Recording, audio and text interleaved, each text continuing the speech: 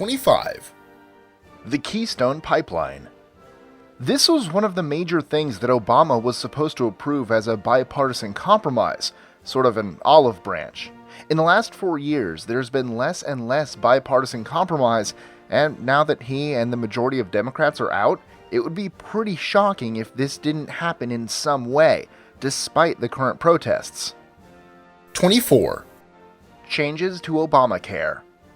Mainly, this would be a repeal of the individual mandate portion of Obamacare, and some progress towards freeing up the market so that healthcare insurance companies can sell over state lines. More competition means a better product and lower prices, and forcing someone to buy something or pay a fine is still downright un-American. The pre-existing condition portions, and the portions that allow adults to stay on their parents' policy until 26, will stay. 23. Congressional term limits. Why this hasn't happened yet is kind of confusing and shocking, as most members of both parties agree that it needs to happen. Hopefully, it'll free up the process some to let fresh blood, business owners, former blue-collar workers, scientists, etc., into Congress that don't have to be rich to even run a chance of being elected. But for now, we'll all settle for a breaking up of limits on the good old boys club. 22. Trump's salary. We can expect Trump not to take a presidential salary, or more specifically, to take $1 per year instead of the traditional $400,000. This isn't unprecedented, though. John F. Kennedy and J. Edgar Hoover didn't take the presidential salary either. 21. A new SCOTUS nominee. A new SCOTUS nominee will likely get put through, as there's also a Republican-controlled Senate and Congress. However, this may not be as simple as some are assuming. 20. More late-night jokes and cheap shots at the president. Let's just be honest. Whatever side of the political divide you fall on, Obama is just a cool dude. He's charming, affable, and knows how to take or make a joke. Trump is slightly less charming and affable. While many people do find Trump relatable, many others think he's literally Hitler. And we know what kind of treatment George W. got from late-night TV, so we're just expecting it. And it's okay. 19. Changes to the Democratic Party. The Democratic Party will have to change, probably starting with its leadership. Just as the Republican Party had to sit back and take a long, hard look at things, like their thoughts on gay marriage, the Democrats are going to have to sit back and take a look at how and why they lost, because the same plan that lost this time isn't going to magically work in 4 years. Trump didn't just win the presidency. Republicans won the House, the Senate, and the majority of governor elections. This election was far less of a Trump win than it was a steep Democrat loss across the board. Millions of Americans all over everywhere that voted Democrat previously voted for a chance at anything else all down the ballot. 18. Changes in funding for Planned Parenthood. Due to the changes in government, along with the fact that nearly half of Americans are fundamentally opposed to abortion in cases where the mother and fetus are both healthy, we can expect some changes in how Planned Parenthood is funded, mainly through a cut of federal funding. This doesn't, however, mean that Planned Parenthood will be going away. 17. Tpp and Nafta.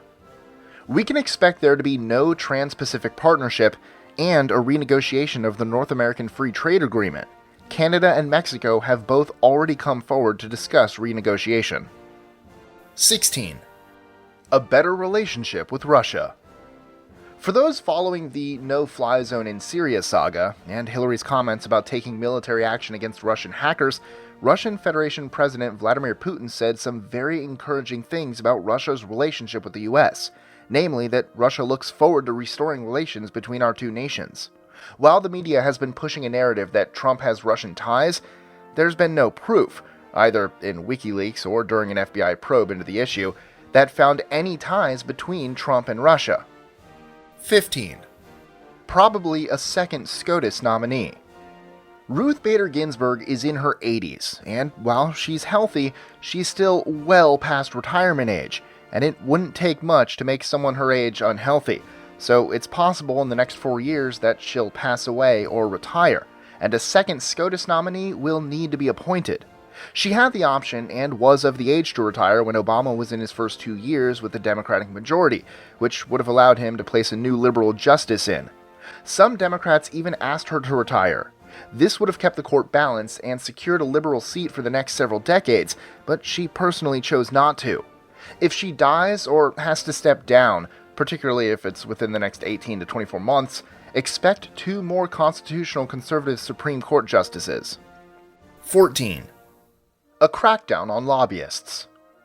This is going to be probably one of the most difficult ones, because lobbyists represent big corporations and have big pockets, and some congressmen make more from them than they do from their congressional salary, but any progress in that direction would be good.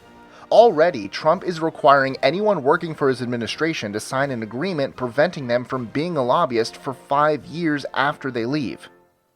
13. Gay marriage will remain legal.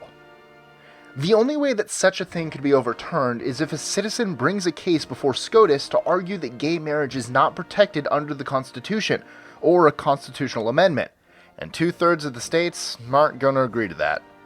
It's not going to happen.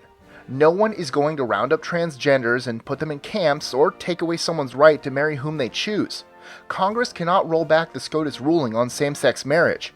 Anyone who tells you otherwise is trying to make you afraid so they can manipulate you. Shame on them. 12. Hiring freeze for public jobs. Trump promises a hiring freeze on the majority of public jobs, so no new IRS hiring for a bit until the fat is trimmed. At some point, it's realistic to expect some form of hiring freeze or dissolving of superfluous federal jobs. The government has a trick of creating jobs when the economy stinks by creating or expanding another 3-letter agency, like the TSA, and saying, "Look at all the jobs this administration has created." An economy is made stronger by more jobs in the private sector, not the public. 11. Probably, realistically, no more deportations than Obama.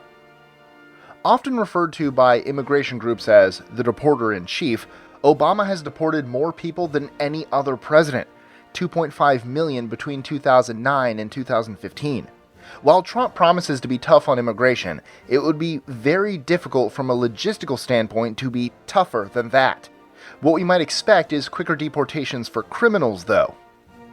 10. Better vetting for refugees from Muslim nations.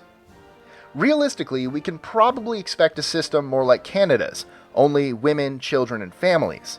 Unaccompanied men seeking asylum are not allowed into Canada.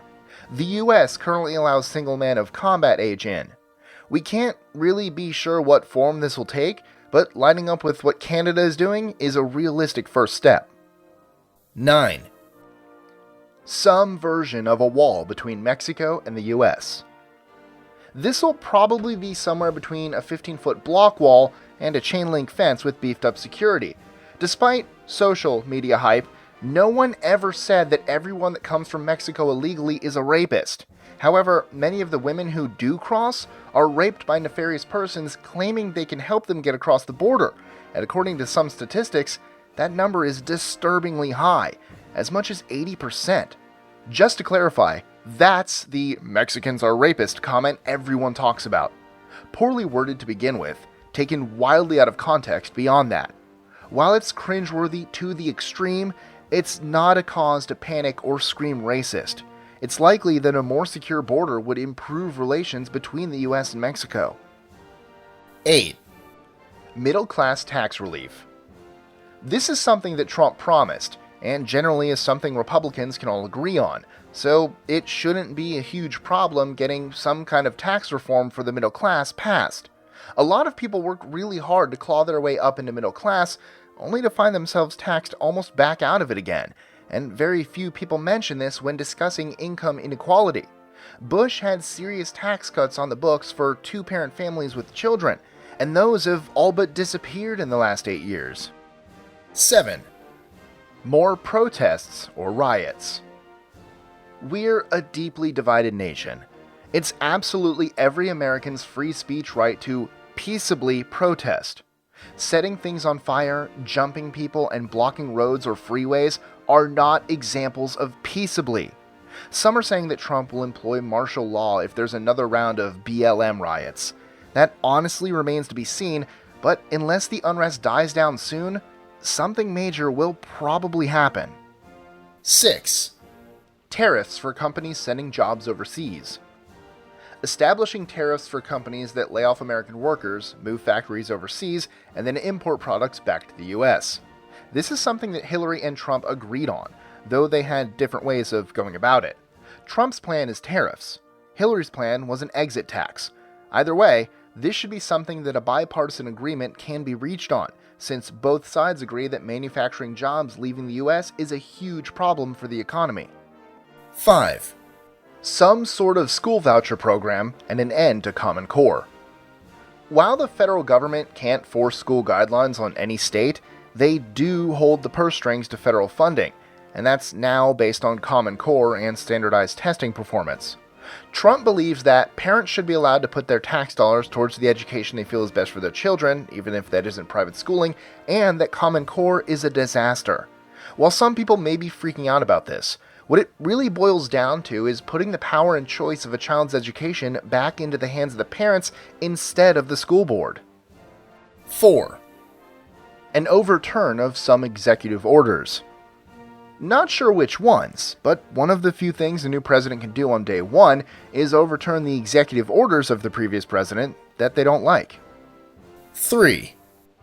More funding for the Veterans Administration. 22 veterans commit suicide every day, and trying to get an appointment for anything, including mental health or physical therapy or, a prosthetic to replace the limb you lost, takes forever. And once a veteran gets an appointment, they could possibly wait hours for a simple prescription refill. Whatever one's personal feelings on war and how the US uses its armed forces, to send these men and women off, have them come home damaged, and then treat them this way is just shameful, and something has to change. President-elect Trump is the first major presidential candidate to seriously speak to this matter in the last several elections, so now that he's elected, we should be able to do something for our veterans. 2. H-1B visas will be revisited. If you have family that works in IT, this might be of some concern for you. The H-1B visa is a work visa that allows a company to import labor from overseas for specialty occupations. What often happens is that young men come to the US, undercut American workers' salaries, and often send a large portion of their salary home to their home country, so that's less jobs for American workers and money leaving our economy.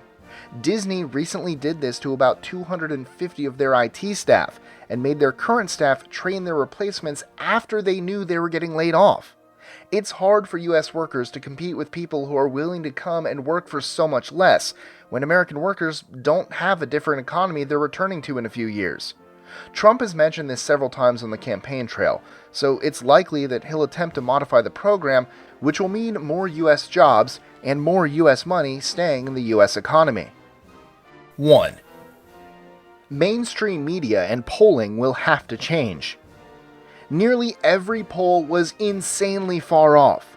Worse, the media was shown over and over and over again via WikiLeaks and other sources to have been working with Hillary's campaign, even so far as to give debate questions ahead of time, effectively becoming propaganda machines instead of non-biased news sources. Mainstream media did its part to divide our nation via fear-mongering and name-calling. This is a huge problem, and hopefully with the amount of egg on their faces after the election, things will change for the better, and journalistic integrity will be restored to major news outlets.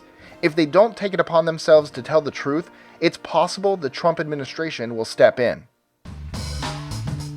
Enjoying our lists? Be sure to click that subscribe button in the top right corner so you don't miss out on new ones every Monday through Friday.